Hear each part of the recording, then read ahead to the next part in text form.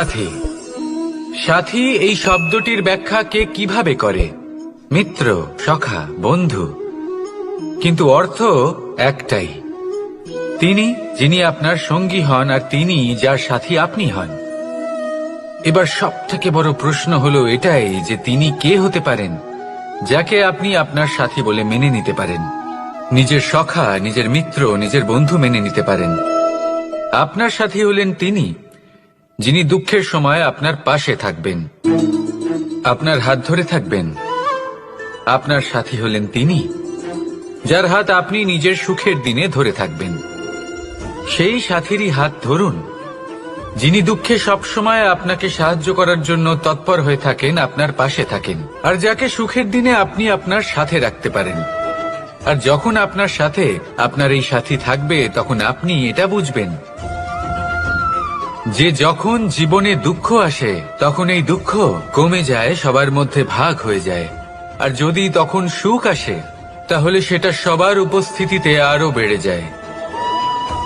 এটাই হলো প্রেম, এটাই হলো ভালোবাসা, এটাই হলো সঙ্গ। যেমন সম্পর্ক আমার আর রাধার মাঝে। তাহলে আসুন আর আমার সাথে ভালোবেসে বলুন, রাধা রাধা। মানুষ এক অত্যন্ত বিচিত্র প্রাণী। পরিকল্পনা করে, ষড়যন্ত্র করে, প্রচেষ্টা করে, কাউকে পরাজিত করার চেষ্টাও করে। সাপকে একটা দড়ি মনে করে হাতে চেপে ধরার চেষ্টা করে, কিন্তু একটা কথা বুঝতেই পারে না, সময়ের এই সাপ, এটা হাতে চেপে ধরাই যায় না। আর আপনি যা করবেন তা আবার ফিরে আসবে আপনারই সামনে।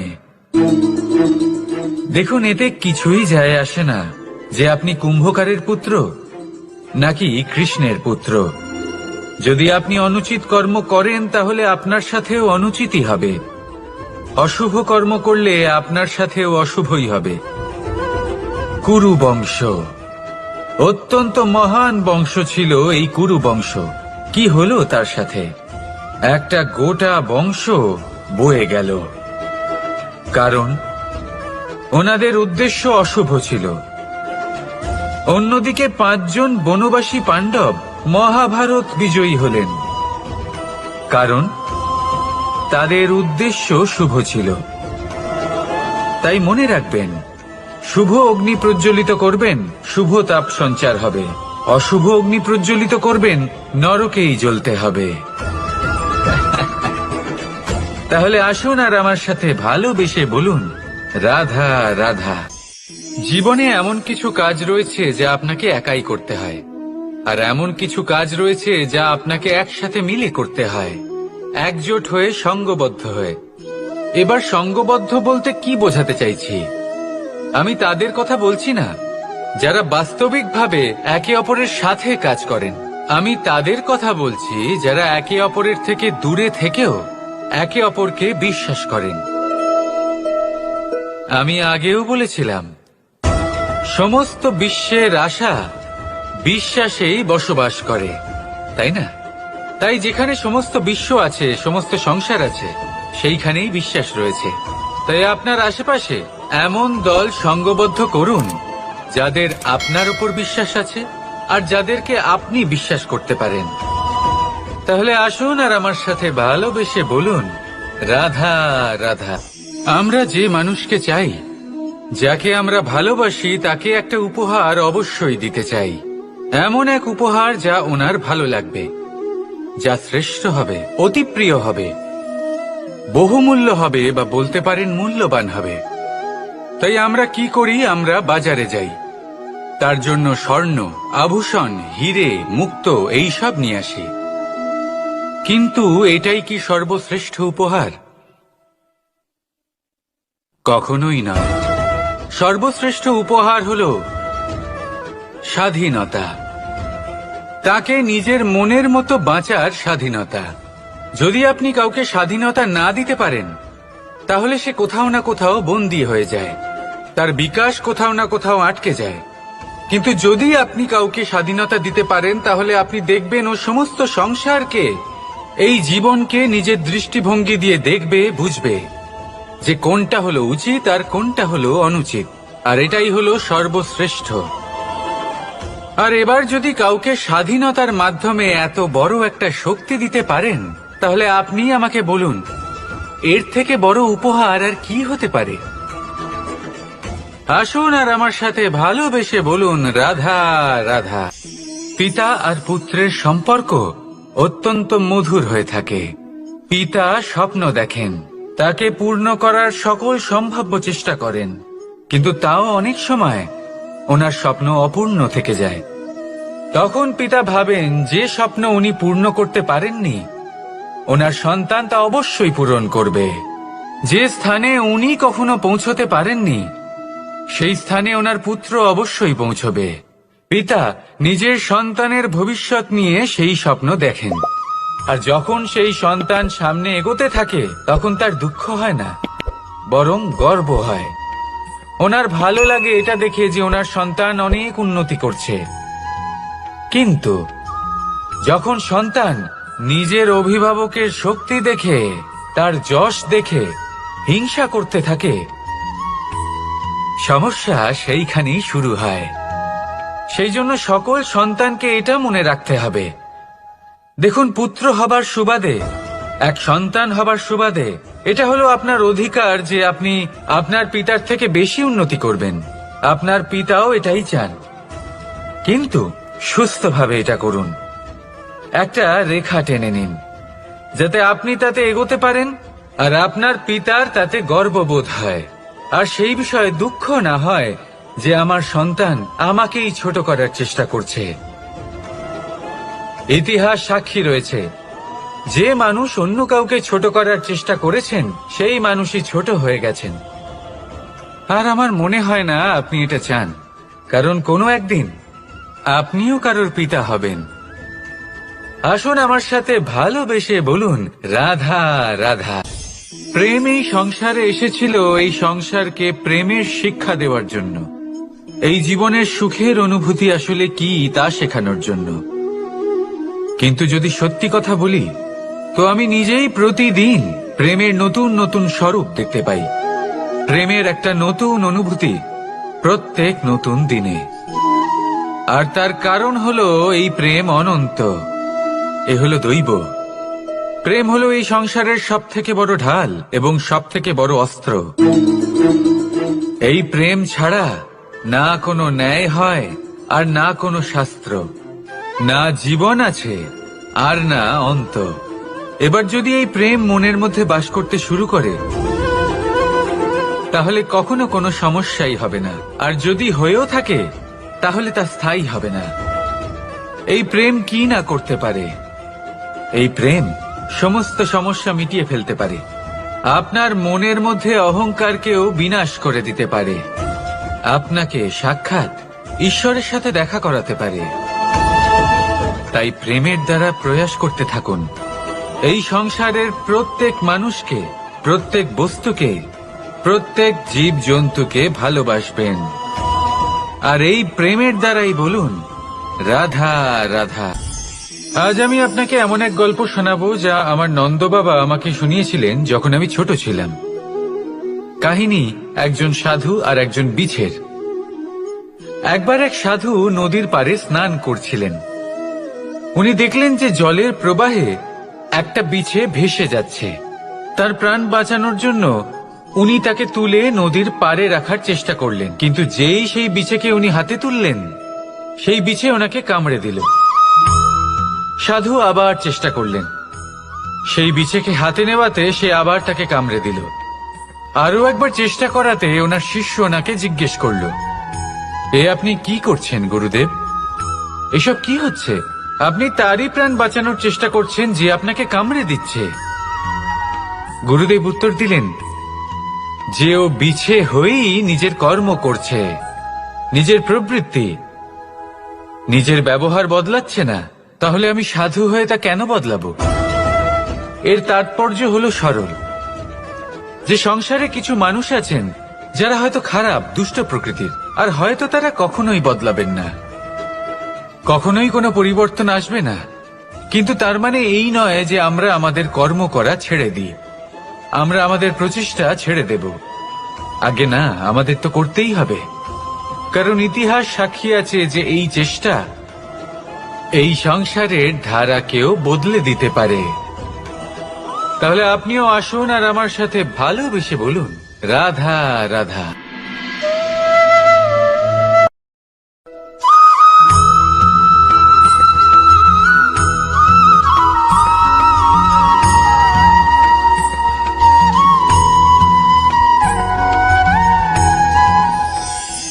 ভাগ্য, কত সুন্দর শব্দ এই ভাগ্য, কিন্তু যতটা সুন্দর ঠিক ততটাই রহস্যময় এই শব্দ। কখন কি হবে কেউ জানে না। লোকে বলে যে ভাগ্যে যা লেখা আছে তার চেয়ে বেশি কিছুই পাওয়া যায় না, তার চেয়ে কমও কিছুই পাওয়া যায় না। নিয়তির যা রচনা তা কখনো মোছা যায় না। কিন্তু কেউ এইটা বোঝে না যে নিয়তি আপনার কর্মের দ্বারা বদলায়। যদি আপনি শুভ চিন্তা করেন, শুভ কর্ম করেন, তাহলে নিয়তি আপনার সাথে খারাপ কিছু হতেই দেবে না। কখনো আকাশে পাখিদের দেখুন, তারা কখনো ভাগ্যের উপর নির্ভরশীল হয় না। যতই ঝড় আসুক, যতই তীব্র হাওয়া দিক, ঘুরতে থাকে, একটা জিনিস জড়ো করে নিজের সৌভাগ্য, নিজের বাসা নিজেই তৈরি করে। নিজের সন্তানের জন্ম দেয়, তাকে লালন পালন করে, নিজেই তাকে উড়তে শেখায়, কখনোই ভাগ্যের উপরে নির্ভরশীল হয় না সে। এই বিষয়টা আমাদেরও শিখতে হবে। তাই মনে রাখবেন, আপনার ভাগ্য নিয়তির লিখন নয়। আপনার ভাগ্য তাই যেটা আপনি দিনের পর দিন আপনি নিজেই লেখেন। কিছু নিজে পরিশ্রম করে, কিছু নিজের ভাবনার জোরে। রাধা রাধা। মানুষের স্বভাব হলো যে সে সবসময় নিজে বলতে চায়, কারুর কথা শুনতে চায় না। কিন্তু তার এই স্বভাব তাকে এক বিশাল বড় জ্ঞানের থেকে দূরে সরিয়ে রাখে, সামনের মানুষের ব্যক্তিত্বের জ্ঞানের থেকে দূরে। তাই যদি আপনি কাউকে চিনতে চান, কাউকে বুঝতে চান, তাকে থামাবেন না, শুধু বলতে দিন। কারণ একজন ব্যক্তির ব্যক্তিত্ব লুকিয়ে থাকে তার কথার মধ্যে, আর তার আসল পরিচয় লুকিয়ে থাকে তার শব্দের পেছনে। বলতে দিন, আস্তে আস্তে আপনি সব বুঝতে পারবেন। এটাই তফাৎ হলো একজন সাধারণ মানব আর একজন মহামানবের মধ্যে। এক যে কাউকে বলতে দেয় না, আর এক যে সবার কথা শুনে। তাহলে সিদ্ধান্ত আপনার, আপনি কি সাধারণ হতে চান না অসাধারণ? কারণ এই ভবিষ্যৎ আপনার। রাধা রাধা। ধৈর্য, এই ধৈর্য কি কোনো গুণ, কোনো অনুভূতি, কোনো দৃষ্টিভঙ্গি? আমার জন্য ধৈর্য এক বাহন। আপনি হয়তো ভাবছেন, এই কেমন বাহন? বাহন তো ঘোড়া হতে পারে, হাতি হতে পারে, উটও হতে পারে, কিন্তু ধৈর্যকে বাহন বানানো মানে? চলুন আপনাকে একটা কথা বোঝাই। পৃথিবীতে এমন কোনো বাহন নেই যে তার আরোহীকে আছড়ে ফেলেনি। সেটা উট হোক বা হাতি হোক বা ঘোড়া হোক, চলতে চলতে কখনো নড়বড় করেই বসে।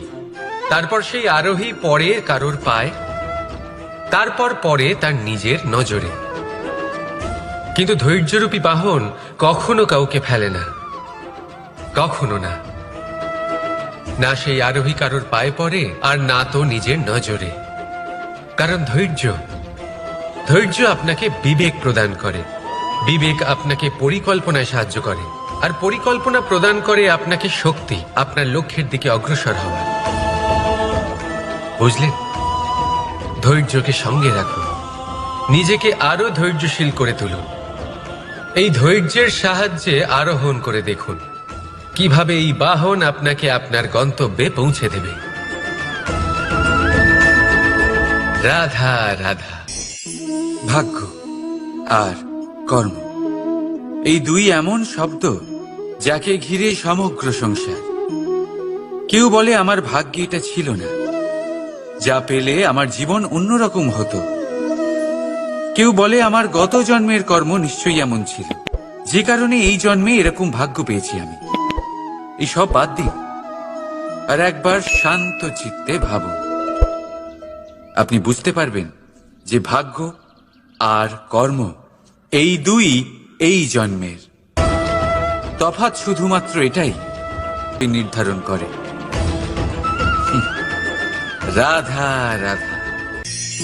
এই সংসারে আলোর উৎস কি? সূর্য।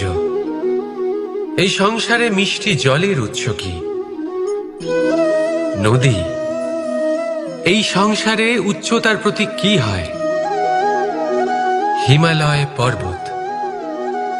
আমরাও জীবনে এরকমই হতে চাই, সূর্যের মতো তেজস্বী হতে চাই, নদীর মতো পূজনীয় হতে চাই, হিমালয় পর্বতের মতো উচ্চতা লাভ করতে চাই। সব ঠিক আছে, কিন্তু তার জন্য আমরা কাজ কি করি?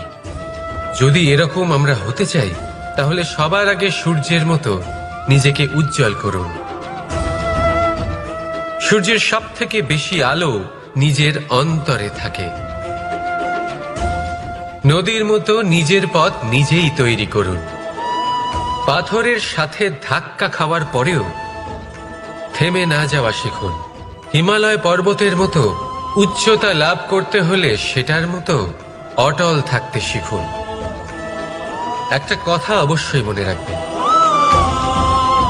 নিজেকে জ্বালাবেন, তবেই সংসারকে আলোকিত করতে পারবেন।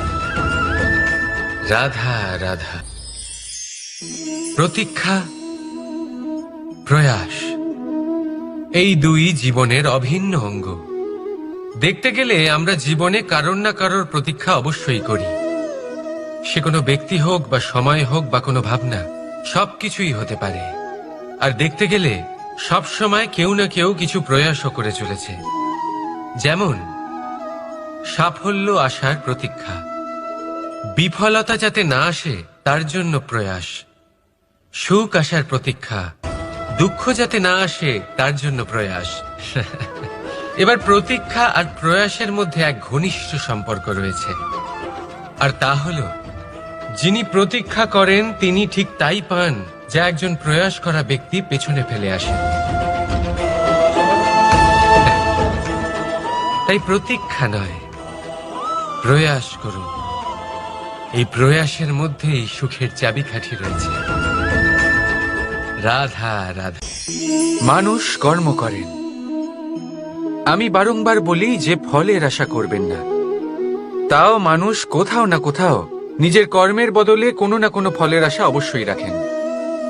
কখনো তিনি সফল হন, কখনো অসফল। সেই জন্যই আমি বলি যে ফলের আশা কখনো রাখবেন না, কারণ সাফল্য বা অসফলতা মনের মধ্যে রাখলে কখনো কোনো লাভ হয় না। যদি সাফল্য মনের মধ্যে রাখেন তাহলে অহংকার জন্ম নেবে। যদি অসফলতা মনের মধ্যে রাখেন তাহলে এক হীনমন্যতায় আপনি ভুগবেন, যা দিয়ে কোনো শুভকর্ম হবে না। সেই জন্য শুধুই কর্ম করে যান, কর্মেই মগ্ন থাকুন।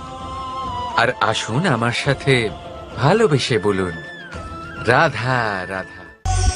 বন্ধু আর শত্রু, প্রত্যেকের জীবনের একটা বড় অংশ এর উপরে নির্ভরশীল হয়ে থাকে। আপনার জীবনে সফলতা আর অসফলতাও এর উপরে নির্ভরশীল। কিন্তু এই বন্ধু এবং শত্রুদের খুঁজে পাওয়ার জন্য আপনাদের বাইরে যাওয়ার প্রয়োজন নেই, কারণ এরা স্বয়ং আপনার ভেতরেই আছে। আপনি যদি বিনম্র থাকেন, যদি আপনি নিরন্তর প্রয়াস করতে পারেন, তাহলে আপনার কোনো বন্ধুর প্রয়োজন নেই। যদি আপনার মধ্যে অহংকার থাকে, যদি প্রতি কথায় আপনার মধ্যে ক্রোধ উৎপন্ন হয়, তাহলে আপনার শত্রুর কোনো প্রয়োজনই নেই। নিজের অন্তরের এই বন্ধু ও শত্রুকে চিনুন, আর আমার সাথে ভালোবেসে বলুন, রাধা রাধা। একে চিনতে পারলেন? একে কুঠার বলা হয়। আপনারা জীবনে কোথাও না কোথাও কোনো না কোনো রূপে এটা দেখেই থাকবেন। একটা ব্যাপার নিশ্চিত, এই কুঠার ছাড়া কোনো বৃক্ষকে কাটতে পারা সরল নয়। এবার আপনি কখনো এটা ভেবেছেন, এই কুঠার, এর এই অংশ, এর মুখটাই যদি না থাকে তাহলে কি হবে? এ শুধুমাত্র কোনো বৃক্ষই নয়, তার কোনো ডালও কাটতে সক্ষম হবে না। এবারে ভাবুন, এই শুকনো কাঠের হাতল এ আমরা কোত্থেকে পেলাম? কোনো এক বৃক্ষ থেকেই। সেই ডাল যাকে কেটে ফেলা হয়েছিল এক বৃক্ষকে কাটার জন্য, এই ডালই শস্ত্ররূপে প্রস্তুত। আমাদের জীবনে আমাদের প্রিয়জন, আমাদের আপনজন যখন সময় কখনো কখনো তাদের সঙ্গ না দেয়, যদি তারা দৈন্য দশায় থাকেন, তাহলে তাদের সঙ্গ কখনো ছাড়বেন না। ওনাদের প্রয়োজন শুধুমাত্র মনোবল। তা তাদের দিন, তাদের সাহায্য করা আপনার কর্তব্য। হয়তো তাদের সাথে থেকে আপনার কোনো লাভ হবে না, কিন্তু তাদের দূরে থাকাতে আপনার ক্ষতি অবশ্যই হতে পারে। সর্বদা সাহায্য করুন, সঠিক সময় আসলে তা আপনার সহায়ক অবশ্যই হবে। রাধা রাধা। আমাদের মধ্যে বেশিরভাগ মানুষেরই এই অভিযোগ থাকে যে মানুষ তখনই আমাদের স্মরণ করেন যখন সেই সময় আসে যখন আমাদেরকে প্রয়োজন হয়, যখন কোনো কাজ থাকে। যখনই এই সময় পেরিয়ে যায়, তাদের কার্যসিদ্ধি হয়ে যায়, তারা আমাদের থেকে দূরে চলে যান, ভুলে যান আমাদের। এবার এই বিষয়ে ভেবে খারাপ অবশ্যই লাগে। এই পরিস্থিতিকেই অন্য এক দৃষ্টিভঙ্গি দিয়ে দেখার চেষ্টা করুন। মনে রাখবেন, মানুষ প্রদীপের সন্ধান তখনই করেন যখন তার জীবনে অন্ধকার থাকে। আপনি প্রসন্ন হয়ে উঠুন, কারণ আপনার কাছে সেই সুযোগ আছে যে কারোর জীবনে প্রকাশের কিরণ আনতে পারছেন, কাউকে সঠিক পথ দেখাতে পারছেন, কারোর সহযোগিতা করতে পারছেন, এই পুণ্য অর্জন করতে পারছেন। কারোর থেকে কোনো আশা রাখার দরকার নেই। যার আপনাকে যতটা প্রয়োজন তাকে ততটাই সাহায্য করুন, ততটাই সবাইকে প্রেম বিতরণ করুন। আর এই প্রেমের ভাব নিয়েই আমার সাথে বলুন, রাধা রাধা। এটা সেই নৌকার প্রতিরূপ যা আমাদের নদী পার করায়। এবার বিষয়টা একটু ভেবে দেখুন, সেই বিশাল নৌকা যা আমাদের নদী পার করায়, সেটার নির্মাণ নদীতে নয়, ডাঙায় হয়। আর যদি আমরা এটাকে নদী অবধি পৌঁছতে চাই, তাহলে আমাদের দরকার পড়ে কোনো গরুর গাড়ির অথবা ঘোড়ার গাড়ির। তার সাহায্যে একে বহন করা হয়। এবার পথে যদি কোনো জলধারা আসে, কোনো নদী আসে, আর সেটাকে পার করতে হয়, তাহলে তখন সেই নৌকার ওপরে গাড়ি রাখা হয়, তারপর তাকে পার করা হয়। অর্থাৎ এই যাত্রা দুজনের সংযোগ ছাড়া সম্পূর্ণ হতেই পারবে না। সেই জন্যই এই প্রবাদ আছে, কখনো নৌকা তো কখনো গাড়ি। আমাদের সম্পর্কের মধ্যে অতি আবশ্যক, আমাদের সম্পর্কের মধ্যে অত্যন্ত গুরুত্বপূর্ণ হল সংযোগ। সবসময় একসাথে চলা, সংযোগ স্থাপন করা। সবসময় সুখী থাকবেন। রাধা রাধা। পুস্তক, পুস্তক থেকে আমরা কি না শিখতে পারি। জ্ঞান হোক, বিজ্ঞান হোক, ইতিহাস হোক, সব শিখতে পারি। কথায় আছে, একটা ভালো পুস্তক, একটা ভালো গ্রন্থ পাওয়া তা 100 ভালো বন্ধু পাওয়ার সমান। কিন্তু যদি একটা ভালো বন্ধু পাওয়া যায়, তাহলে তা গোটা গ্রন্থাগারের সমতুল্য। সে আপনাকে কর্মের বিষয় জ্ঞান দেয়, সাফল্যের রসায়ন শিক্ষা দেয়, সে আপনাকে ইতিহাসে অমর করে রাখবে। শুধু তাই নয়, সে আপনাকে শুধু পথই দেখাবে না, সেই পথে আপনার সাথে সঙ্গী হয়ে চলবে সে। সেই জন্য জীবনে যদি কোনো ভালো বন্ধুকে পাশে পান, তাহলে তাকে আপন করে রাখবেন, তাকে সামলে রাখবেন, জীবন সহজ হয়ে যাবে। রাধা রাধা। বর্ষা ঋতু শুরু হলেই পাখিদের মধ্যে চাঞ্চল্য বেড়ে যায়। আর সেটা হবে নাই বা কেন? বাসা ভেঙে যায়, বৃক্ষ ভেঙে পড়ে, প্রত্যেক পাখি তার থাকার জন্য একটা নতুন জায়গার, একটা ছায়ার, একটা ছাদের খোঁজে থাকে। শুধু একটা পাখি এসব কিছুই করে না। না তো তার এসব সমস্যা নিয়ে কোনো চিন্তা থাকে, না কোনো দরকার পড়ে। আর সেই পাখি হলো বাজ। সেই সব সমস্ত ছোটখাটো সমস্যার থেকে অনেক দূরে ওপরে উড়ে বেড়ায়, মেঘের থেকেও অনেক উঁচুতে। তাই এই সব ছোটখাটো সমস্যা যা আপনার জীবনে এসে থাকে, এই সব নিজের চারপাশকে ঘিরতে দেবেন না। নিজের চিন্তা ভাবনাকে অনেক উঁচুতে রাখুন। আপনার সমস্ত সমস্যা নিজে থেকেই নিচে চলে আসবে। রাধা রাধা। আপনি কখনো কোনো ইঁদুর দেখেছেন? তার সবসময় কিছু না কিছু চাই, ঠোকরাতে থাকে সারা দিন সারা রাত। কখনো আপনার রান্নাঘর থেকে কিছু নেবে, তো কখনো ভাড়ার ঘর থেকে কিছু নেবে। কখনো আপনার জামা ছিঁড়বে, কিছু তুলে নিজের গর্তে নিয়ে চলে যাবে। কিন্তু আপনি দেখুন, সে কখনোই সন্তুষ্ট হয় না, ওর পেট কখনোই ভরে না। ঠিক তারই বিপরীত হলো নদী। কারোর থেকে কিছুই নেয় না, শুধুই দান করে। নিজের জল এই প্রকৃতিকে বিলিয়ে দেয়, এই ধরাকে ভিজিয়ে বয়ে চলে, এই প্রকৃতিকে একটা নতুন জন্ম দেয়। আর এই নদী যে সবসময় শুধুমাত্র দান করে, আপনি দেখবেন এই নদী কখনোই খালি হয়ে যায় না। এটা থেকে আপনি কি শিখলেন? যে সবসময় ছিনিয়ে খায়, সে সবসময় অভুক্তই থাকে। যে ব্যক্তি সবসময় সবাইকে দান করে, তাকে এই ক্ষুধা কখনোই জ্বালায় না। যে ইঁদুর যে সবসময় ছিনিয়ে খায়, একলা হয়ে যায়, তার শত্রু তৈরি হয়। সেখানেই নদী যে সবসময় সবাইকে দান করে, তাকে মানুষ মা ভেবে তার পুজো করে। তাই ছিনিয়ে নয়, দান করাতে বিশ্বাস রাখুন। আর আসুন আমার সাথে ভালোবেসে বলুন, রাধা রাধা। কোনো ব্যক্তির ব্যক্তিত্ব কিভাবে তৈরি হয়? আপনার কি মনে হয় যে ব্যক্তি জন্ম থেকে তার স্বভাব নিয়ে জন্মায়? নাকি আপনার মনে হয় যে এই প্রকৃতি ব্যক্তির জন্য তার নিয়তি রচনা করে? না, এরকম একেবারেই হয় না। আমি আপনাকে বোঝাচ্ছি। যখনই বৃষ্টি পড়ে, কোনো বিন্দুর দিকে দেখবেন। এবার এই বিন্দু যেখানে পড়ছে, তার উপরে নির্ভর করছে তারপর কি হবে। যদি এই বিন্দু পড়ে কোনো ক্ষেতের ওপরে, তাহলে কোনো নতুন ফসলের জন্ম দেবে। যদি সে গরম কড়াইতে পড়ে, তাহলে বাষ্পীত হবে। যদি সে কোনো সাপের মুখের ভেতরে পড়ে, তাহলে বিষ তৈরি হবে। ঝিনুকের ভেতরে পড়লে মুক্ত তৈরি হবে। যদি কোনো পাতার ওপরে পড়ে, তাহলে শিশির তৈরি হবে। একই বিন্দু, কিন্তু তার সঙ্গত তার ভবিষ্যৎ এবং ব্যক্তিত্ব নির্ধারণ করবে। এবার এটা তো শুধুমাত্র এক বিন্দু, তার কাজ হলো শুধুমাত্র পড়া। কোথায় সেটা সেও নির্ধারণ করতে পারে না। কিন্তু আপনি হলেন মানুষ। আপনি বাছাই করতে পারবেন যে আপনার সঙ্গী কারা হবে, কাদের সাথে আপনি মেলামেশা করে বড় হবেন।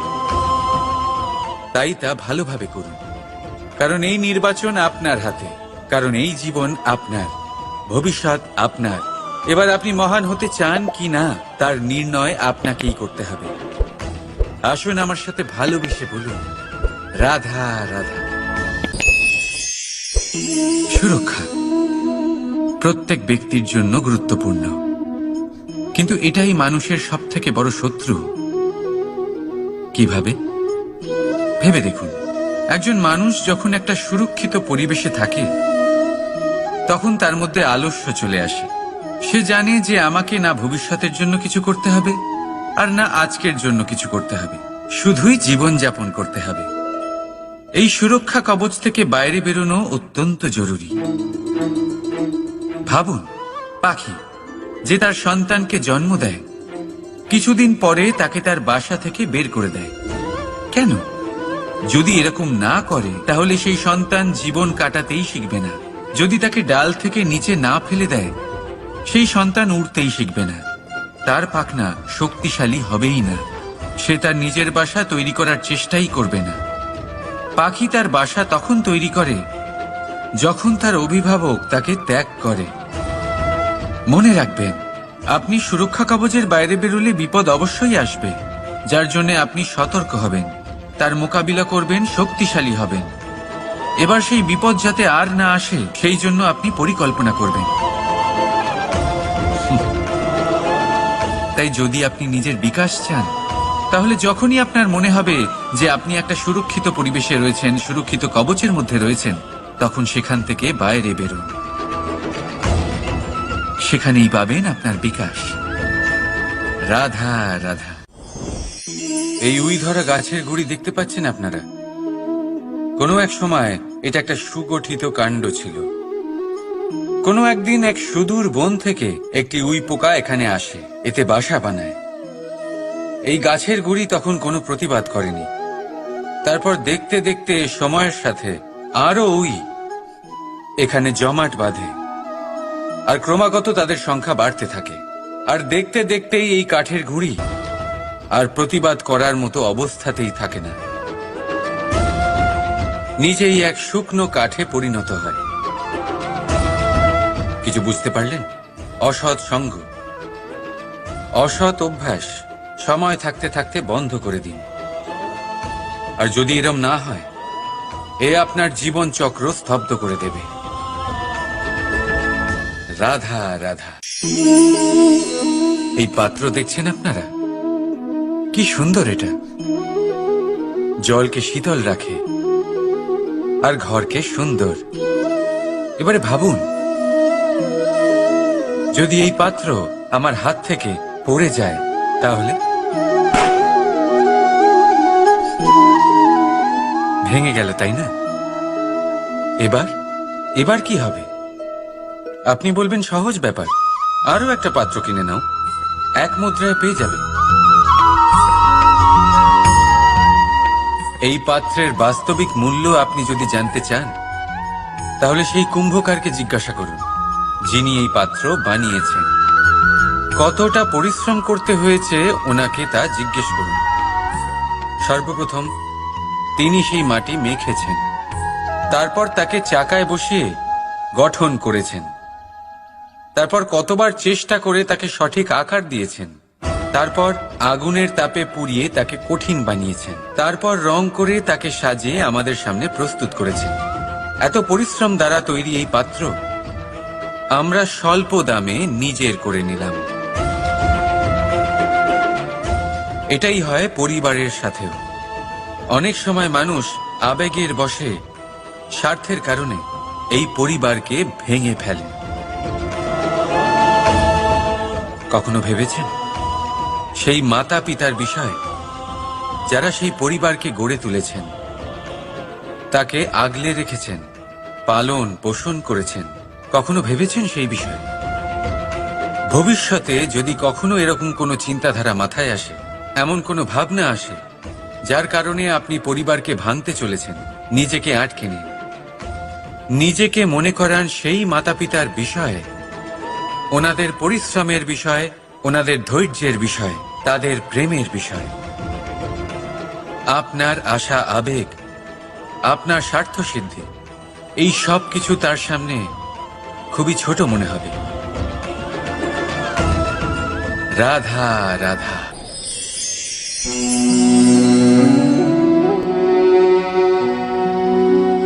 করে দিলাম শেষ।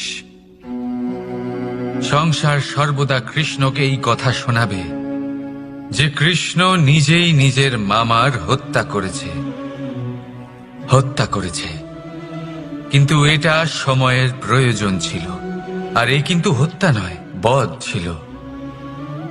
আর ব্যক্তি নিজের বধ নিজেই ডেকে আনে। এই সংসারে এগিয়ে চলা অতি আবশ্যক, কিন্তু কোথায় নিজেকে থামাতে হবে সেটা জানা তার চেয়েও বেশি আবশ্যক। আর যে এটা বুঝতে পারে না, তার অন্ত সুনিশ্চিত। যে ব্যক্তি নিজের ভুল বুঝতে পারে তার মুক্তি লাভ হয়, আর যে স্বীকারও করতে পারে না তার বধ সুনিশ্চিত। মথুরার রাজা কংস, তার বধ এই জন্য হয়নি কারণ সে আমায় হত্যা করার প্রয়াস করেছে, আমার মাতা পিতা বা আমার দাদুকে বন্দী করেছে। ওর বধ এই জন্য হয়েছে যে ওর ঘৃণা প্রেমের সীমায় আসা সত্ত্বেও থামেনি। কংস মামা এটা কখনো বোঝেনি যে নিজেকে কখন থামাতে হবে। আর যা কিছু সে করেছে, যত পাপ সে করেছে, তা নিয়ে কখনো মন্থন করেনি।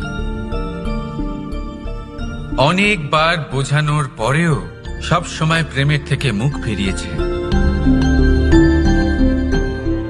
আর কি করল? শুধুই ঘৃণার দ্বারা এই ভালোবাসার ক্ষতি করার চেষ্টা করল। তাই মনে রাখবেন, এই সংসার, এর জীবন শক্তি হল প্রেম। আর যে এই প্রেমের ক্ষতি করার চেষ্টা করবে, তার অন্ত, তার বধ সুনিশ্চিত। রাধা রাধা। সূর্যের তাপ এতটাই প্রখর হয়, তা সমস্ত বনস্পতিকে শুষ্ক করে দেয়। পুকুর হোক, নদী হোক, সরোবর হোক, সমস্ত শুষ্ক হয়ে যায়। কিন্তু আপনি কখনো শুনেছেন সূর্যের তাপে সমুদ্র শুকিয়ে গেছে? এমন কখনোই হয় না। আর এর পেছনেই লুকিয়ে রয়েছে এক অমূল্য জীবনের শিক্ষা। সমুদ্রের মতো নিজেকে ধৈর্যশীল করে তুললে, নিজেকে সংযমী করে তুললে, সূর্যের তাপ আপনার কোনো ক্ষতি করতে পারবে না। আপনার অন্তর থেকে সেই তাপ বাষ্পায়িত হয়ে মেঘ তৈরি হয়ে সূর্যকে ঢেকে দেবে। আর তারপর হবে শুধু সাফল্যের বৃষ্টি। তাহলে আসুন আর আমার সাথে ধৈর্যের সাথে বলুন, রাধা রাধা। মানুষ অসুস্থ কেন হন? শারীরিক দুর্বলতার কারণে? না, মানুষ অসুস্থ হন তার মানসিকতার কারণে, তার বিবেকের কারণে, তার কর্মের কারণে, তার ক্রোধের কারণে। আর যখন কেউ সুস্থ হন, ঠিক হয়ে যান, তার মানে এটা নয় যে শুধু ওষুধের জন্য তিনি সুস্থ হয়েছেন। না, এটা কারোর তার প্রতি প্রেমের প্রভাব, বিশ্বাসের প্রভাব, সম্বলের প্রভাব। শুধুমাত্র ওষুধ দিয়ে কিছুই হয় না।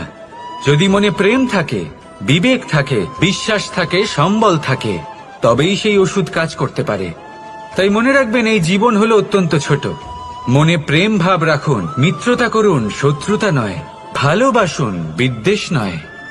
আর এই ভালোবাসার সাথেই বলুন, রাধা রাধা। মানুষ জীবনে সব সময় চিন্তা করে, ভাবতে থাকে যে তার জীবনে কতই না সমস্যা। তারপরে নিজের আশেপাশে দেখে আর ভাবে যে সবাই কত প্রসন্ন, শুধু আমার জীবনেই সমস্যা আছে। কিন্তু বিষয়টা তা নয়। শুধু প্রত্যেক ব্যক্তিরই নয়, প্রত্যেক প্রাণীরও জীবনে সমস্যা আছে। এবার মানুষ একটা পাখিকে দেখে এটাই ভাবে যে এদের জীবন কতটা সহজ। কোনো দেশেরই সীমারেখা এদের ওপর লাগু হয় না। কোথায় থাকবে সেই নিয়েও কোনো ভাবনা নেই। কত শান্তির জীবন এদের। তারপর সে একটা পিঁপড়েকে দেখে আর এটা ভাবে, কি অসাধারণ, এদের তো সারা জীবনই মাটির উপরেই অতিবাহিত হয়, খাবারটাও মাটিতেই পেয়ে যায়। কি শান্তির জীবন এদের। কিন্তু যখন কোনো ঝড় আসে, তখন সবার আগে সেই পাখির বাসাটাই ঝড়ে ভেঙে যায়। এই পাখি যে শাখাতেই গিয়ে বসে পড়ুক, তাদের উপর সবসময় সংকট থাকে যে ওপর থেকে কোনো বড় পাখি এসে তাদের উপর প্রহার না করে, তারা নিজেদের প্রাণ না হারায়। আর যদি কথা বলি পিঁপড়েকে নিয়ে, এদের উপর সবসময় সংকট থাকে যে কোনোভাবে বাতাস বা জল এদের ভাসিয়ে না নিয়ে যায়, কোনো প্রাণী ওকে পা দিয়ে পিষে না দেয়, এই পিঁপড়ে পিষ্ট হয়ে না মারা যায়। দেখুন, সমস্যা প্রত্যেকের জীবনে রয়েছে, আর এই সমস্যা আসতেই থাকবে। এর অর্থ এটা নয় যে এই সমস্যার সম্মুখীন হওয়া যায় না, এর সমাধানও সম্ভব নয়। প্রত্যেক সমস্যার সমাধান অবশ্যই আছে, শুধু শান্ত মনে সেটা খুঁজে বের করতে হবে। তাহলে সেটাই করুন, প্রত্যেক সমস্যার সমাধান করতে থাকুন। যত সমাধান করবেন জীবন আনন্দময় হয়ে উঠবে। যদি সমাধান না করেন তাহলে আজীবন দুঃখই পেতে থাকবেন। আসুন আমার সাথে ভালোবেসে বলুন, রাধা রাধা।